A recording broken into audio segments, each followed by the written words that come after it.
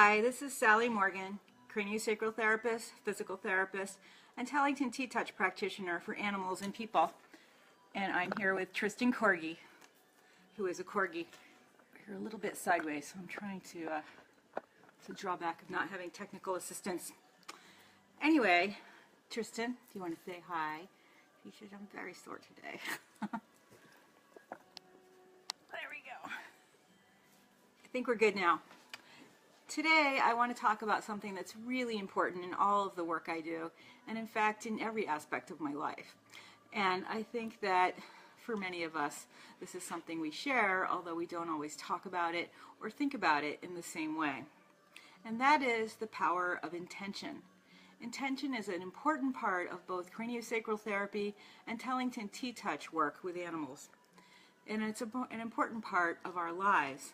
And I have several books here that I will be showing you and talking to you about today. The first of which is something I wrote in my own book, Dances of the Heart, Connecting with Animals.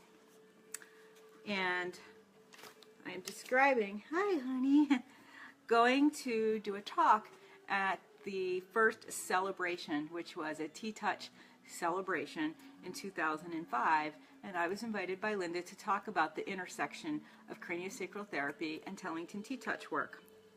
So during this conference, we had the opportunity to see the movie, The Secret. It had just come out.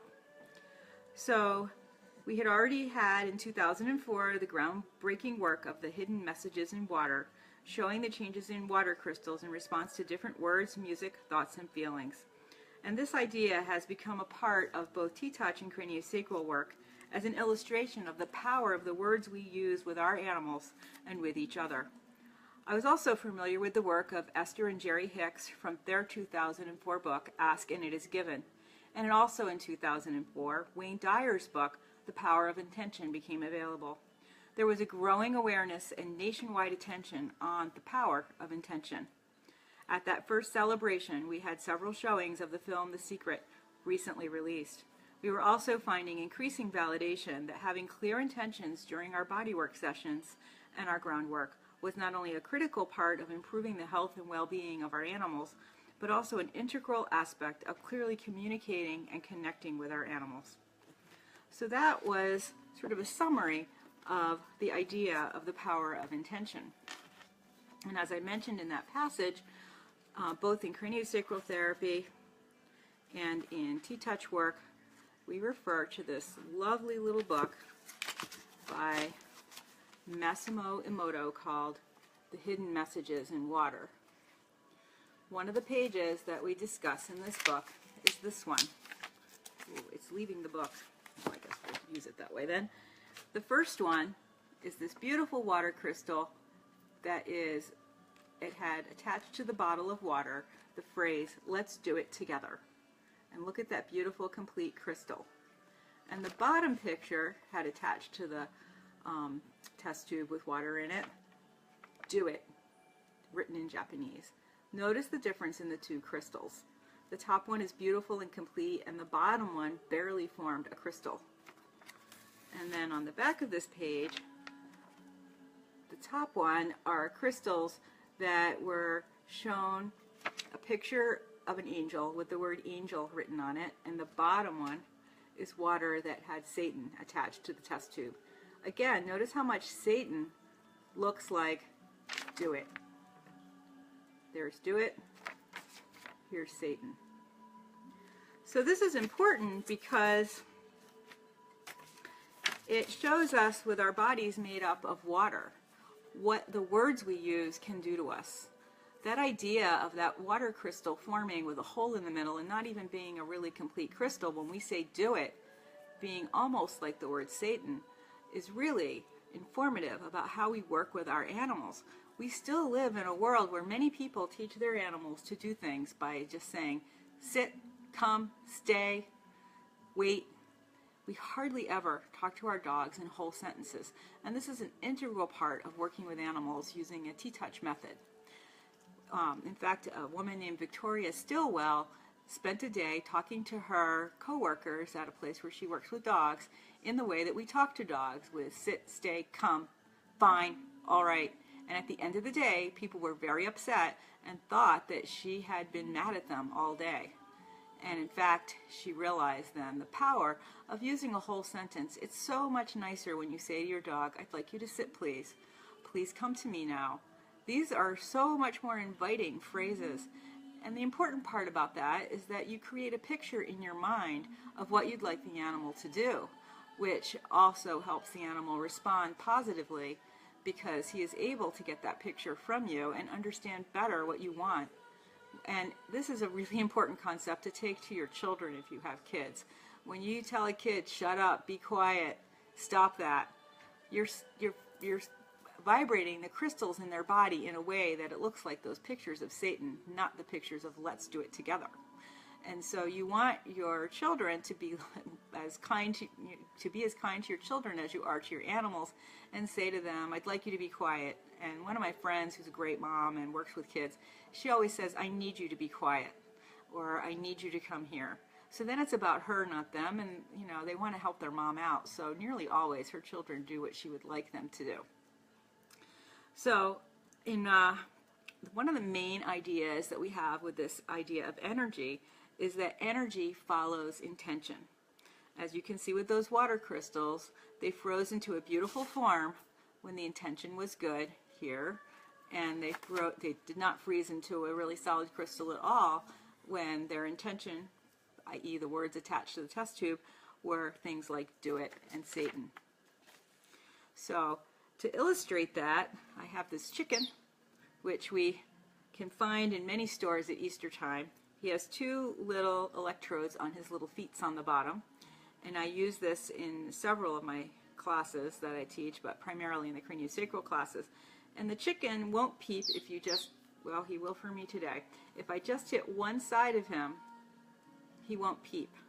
But if I hit both of those, the energy in my body completes the circuit, and the chicken will peep. Now, part of what we do in the craniosacral class is make a big circle of people and put one finger on the chicken. And then we break the ties between the people with our intention to complete the circle and see if we can have the chicken keep peeping.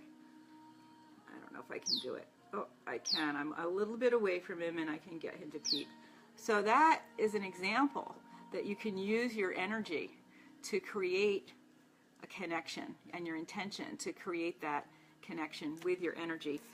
Another demonstration we do is with a pendulum. And the pendulum is just hanging, and then we're going to ask it to do some things, and I am not doing this, I promise you. I'd like you to spin in a clockwise circle.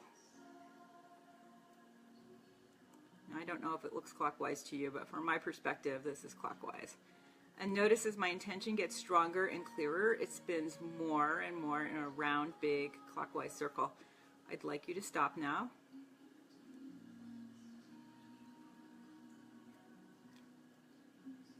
And I'd like you to spin in a counterclockwise circle.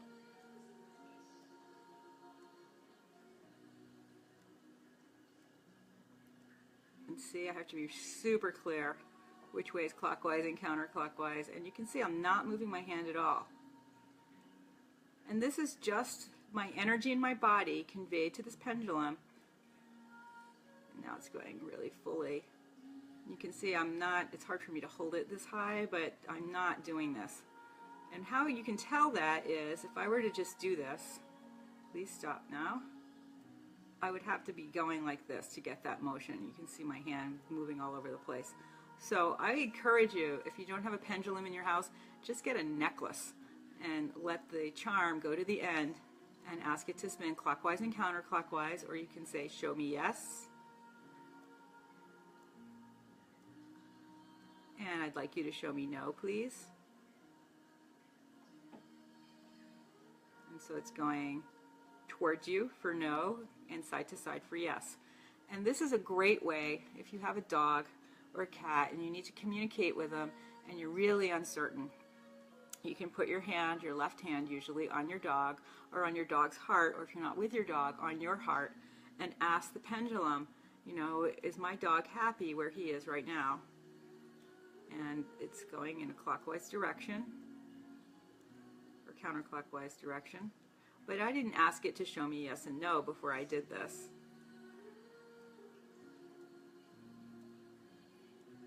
Which way is yes for Tristan? Okay, so it's going counterclockwise. So for Tristan, this is yes.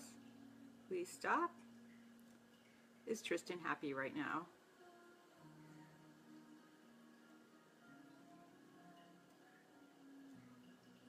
And so you can use this to ask your animal questions. Now, you have to get really practiced at this to get to the point where you ask them questions about their quality of life when they're seniors. And I work a lot with animals in hospice care, and I do use the pendulum and teach their owners to use the pendulum so that they know how to make decisions for their animal that are really coming from their heart and their animal's connection to them, and not just from their intellect. Because sometimes our intellect can fool us and trick our hearts into making decisions that aren't the right decisions for us.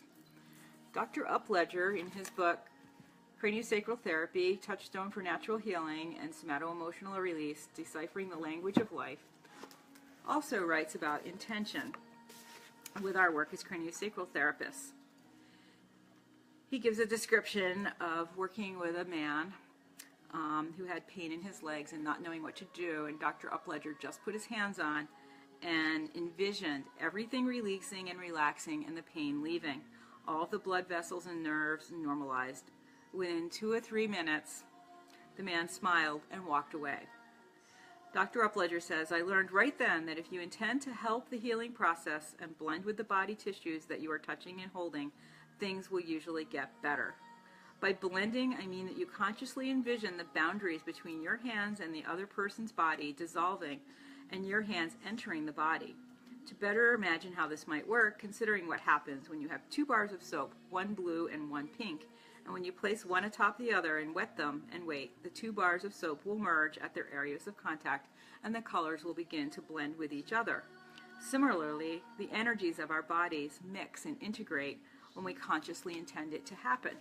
And this is an explanation by Dr. Upledger of how hands-on healing works.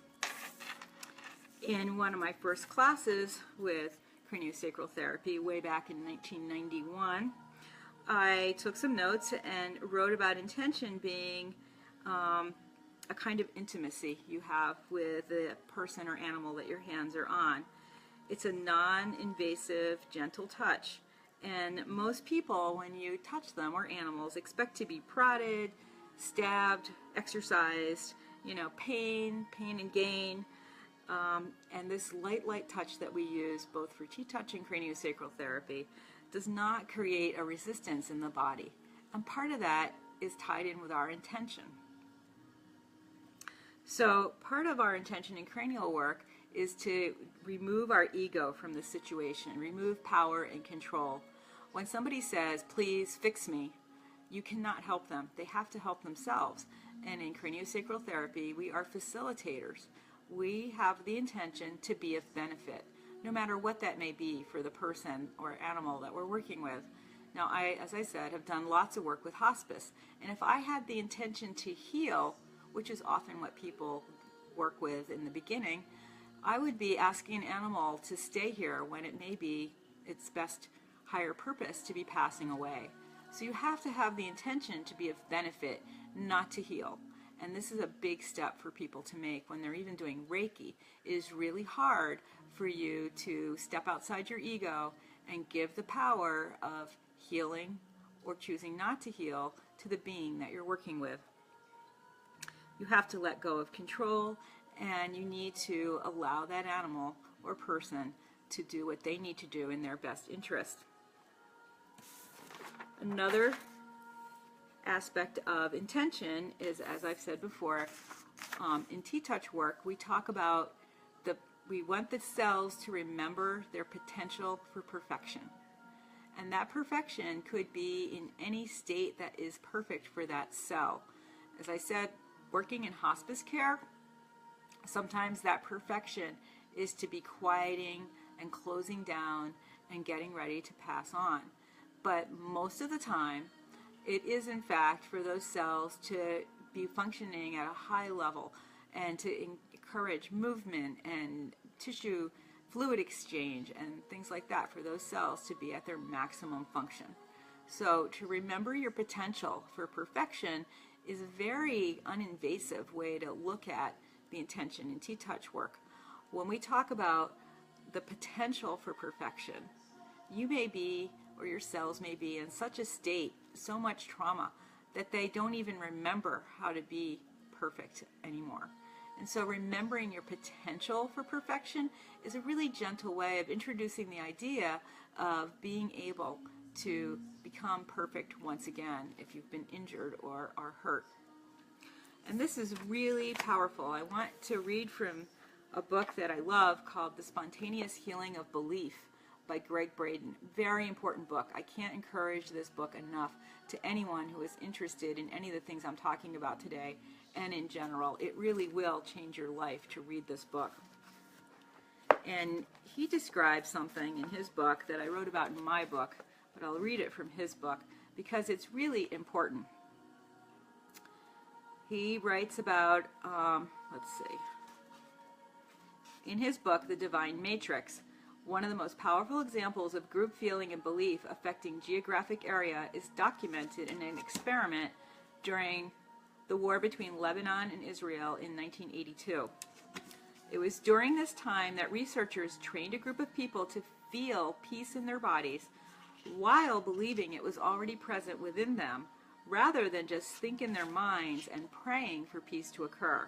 This is an important distinction, to feel peace versus hoping for peace. For this experiment, those involved used a form of meditation known as transcendental meditation to achieve that feeling. At appointed times on specific days of the month, people were positioned throughout the war-torn areas of the Middle East. During that window of time when they were feeling peace, terrorist activity ceased, the rate of crimes against people went down, the number of emergency room visits declined, and the incidence of traffic accidents dropped. When the participants' feelings changed, the statistics were reversed. This study confirmed the earlier findings. When a small percentage of the population achieves peace within themselves, it is reflected in the world around them. So, even more interesting, they tried to figure out exactly how many people needed to feel peace in order to make a change in those around them. So he writes, we were able to identify how many people are needed to share the experience of peace before it's mirrored in the world around them. The number is the square root of 1% of the population. This formula produces figures that are much smaller than we might expect. For example, in a city of 1 million people, that number is about 100. In a world of 6 billion, it's just under 8,000. This calculation represents only the minimum needed to begin this process. The more people involved in feeling peace, the faster the effect is created. This study became known as the International Peace Project in the Middle East, and the results were published in the Journal of Conflict Resolution in 1988. So I live in Northampton, Massachusetts, and it's a town where there are lots of people that gather on Sunday evenings in meditation groups. And it's fascinating. I'm sure there are 100 people easily throughout the many groups in this town meeting usually on Sunday. But the thing that's different about this study that Greg Braden writes about is that the people were feeling peace. It was in their bodies. They felt at peace in themselves. They were comfortable. They were at a good temperature. Tristan's really falling off his pillow today. And they were content within themselves. And that makes a big difference. And this actually speaks to how the work I did with Dr. Bernie Siegel, famous cancer doctor. He writes and talks about acceptance as a way to deal with having cancer or some other life-threatening disease. And what this means is you don't just have a good attitude, a good outlook, a positive attitude, I'm going to beat this, but you feel in your body that you're well and that this is behind you.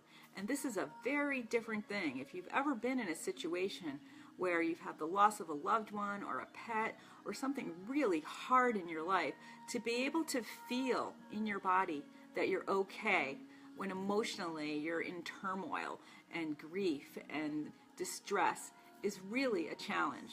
But it can be done by centering on your breathing, relaxing, and feeling in your body sometime, imagining in your life when everything was good. and you were at peace. And peace really is the operant word here, because peace summarizes a kind of internal happiness anyway.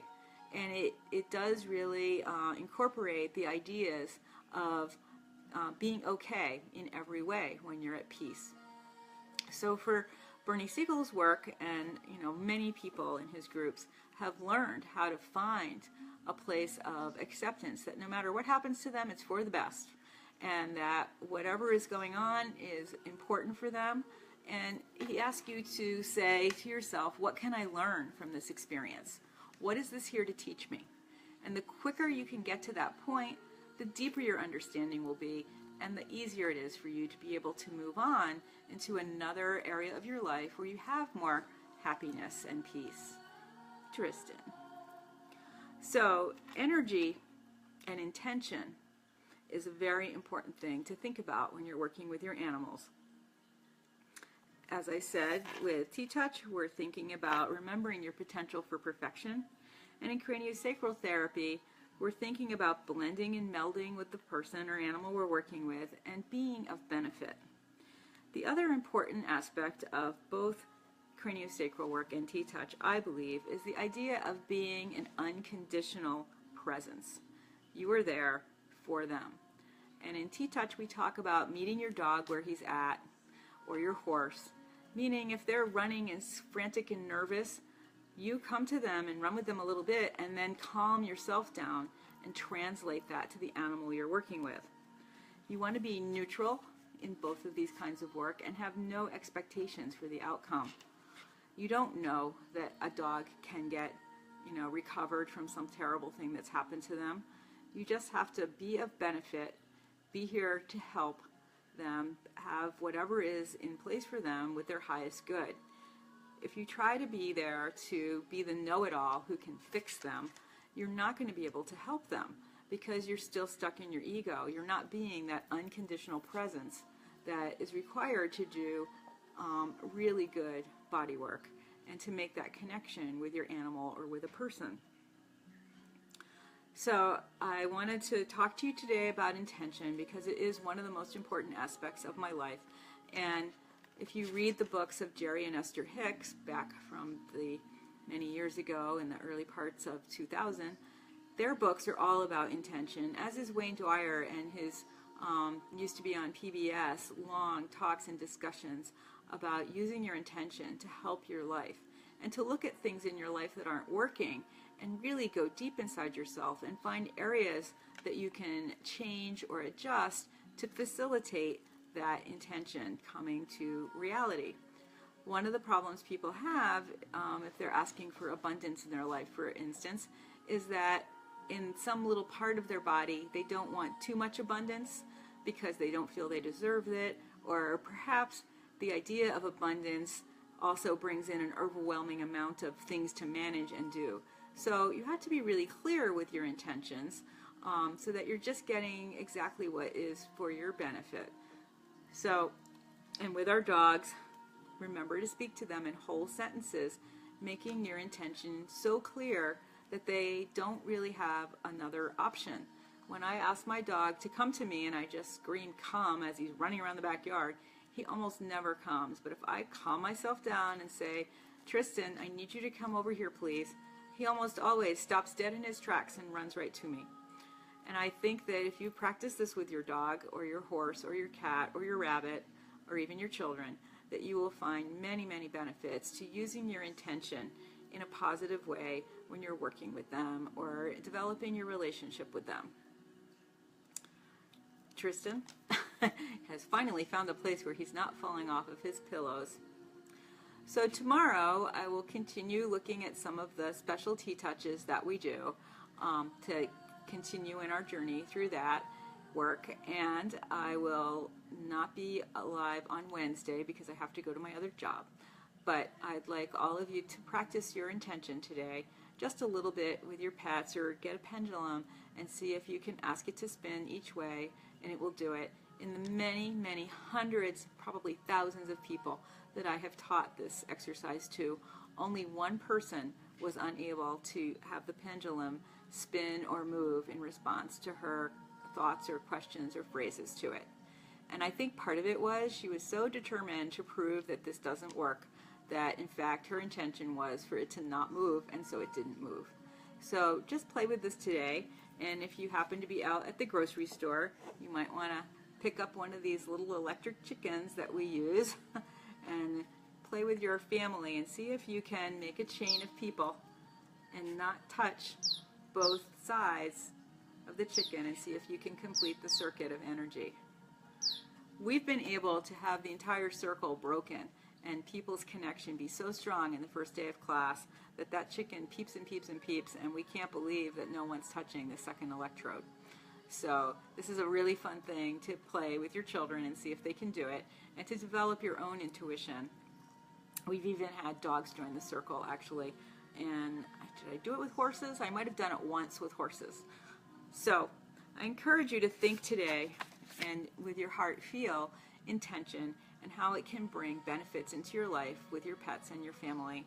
And do remember to look up these books, The Spontaneous Healing of Belief by Greg Braden, really a groundbreaking book. And Massimo Emoto's book, The Hidden Messages in Water, is worth getting it just to look at these incredible pictures of the water crystals that froze or didn't freeze, depending on what pictures or words were put on the test tubes. Thank you so much for joining me today for Conversations with a Corgi and our look at the idea of intention.